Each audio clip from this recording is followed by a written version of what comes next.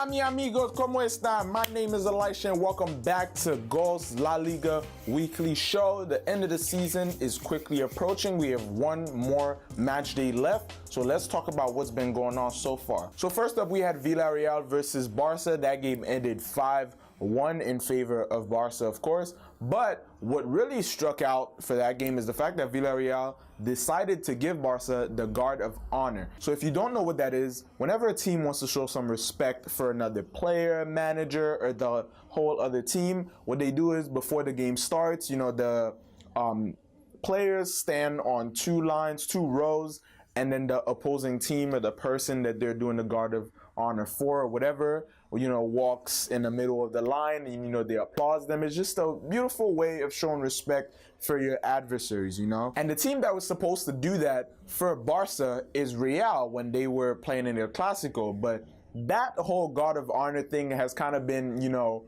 a little bit bitter between Barca and Real over the past seasons, because last time Real won the Club World Cup, I believe, Barca didn't give them a guard of honor the next time that they played Real. Why? Because Barca felt like because they didn't even participate in that competition in the first place, they shouldn't have to give Real a guard of honor. But, you know, your rivals, I understand that logic perfectly, but your rivals, so I still feel like you should give them their props, because winning the Club World Cup is a big deal. It's a great accomplishment.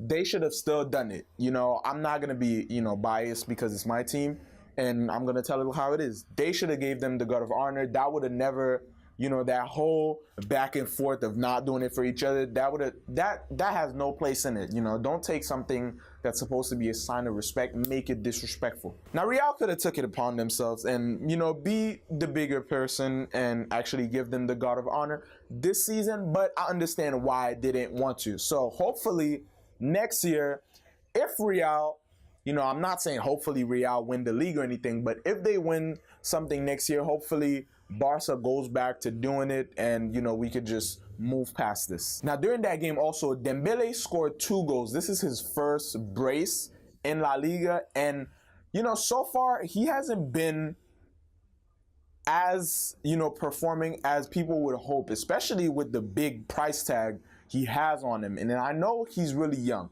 extremely young. He's like, what, 20 years old. So, and last season with Dortmund, I think was his first team professional season. So he still has a lot of maturing to do. He still has a lot more to learn.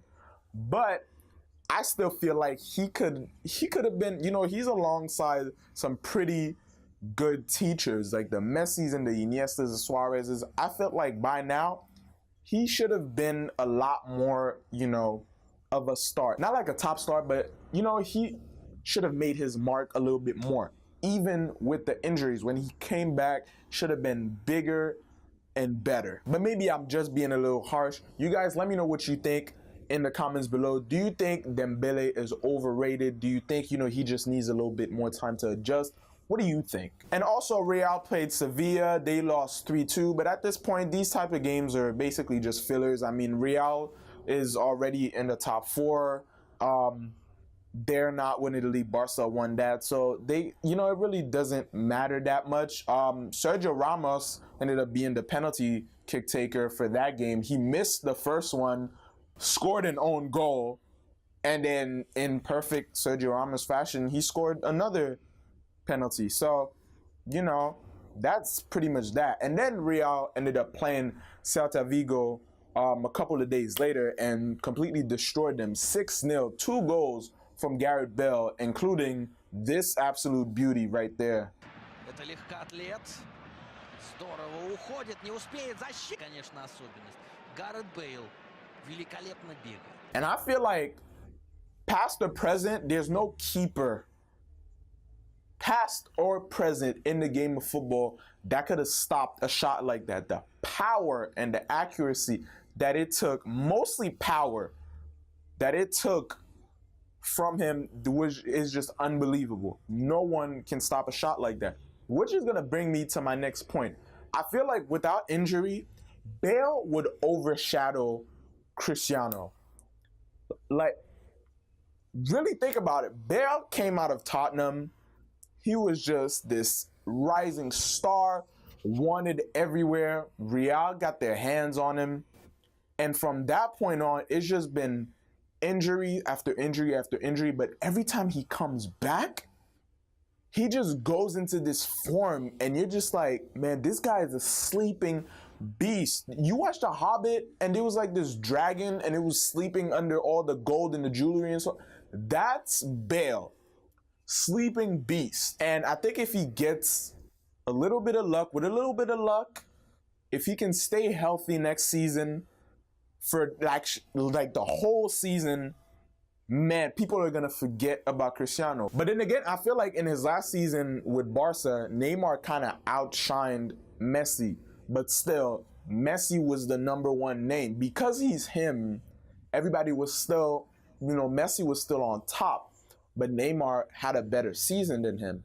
Just overall, not just in scoring goals, overall, he did. So if Bale has a better season than Cristiano, I'm not sure if the fans or the public, the media, I'm not sure if the football world is going to give Bale as much props because Ronaldo is, well, Ronaldo, he has his name. And now for, what you guys have probably been waiting on, Barca finally lost. To be honest, I'm not too mad. Shout out to Emmanuel Boateng scoring the hat trick that took down Barca. This guy is, not going to sleep for a while. But now I'm not too upset because, they won the league. They very much disappointed me in the Champions League. They needed kind of an awakening. Valverde. And Barca does this every season. When they play a quote-unquote lesser team and, they don't play Messi and they don't play Suarez and, they might put some, bench defenders or something like that, thinking, we got this. You have 2 games, 2 left in the season. Play your whole team. You have nothing else left. There's no other competitions. This is the last. This is history. When else do you get a chance to go unbeaten in a season? Messi wasn't playing. Messi wasn't even in the team, not on the bench, nothing. So, Valverde can definitely blame himself for that one. But, yeah, it's basically over now.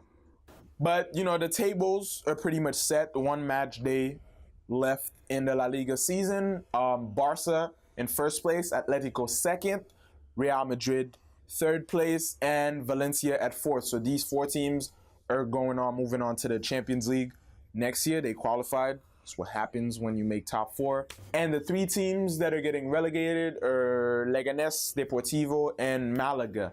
Maybe it's not such a bad thing. Maybe they need that to kind of build their competitive spirit up a little bit more. Maybe they'll try a little harder in the next season. Do you want to be a loser or a learner? The only L's you should be taking is lessons. You learn from the mistakes, learn from the bad seasons. You come back, make sure that you get promoted next season or 2 seasons after or something like that, however long it takes you, to bring that, that level, bring yourself a little bit higher up and then come back with the big boys league and play again and compete.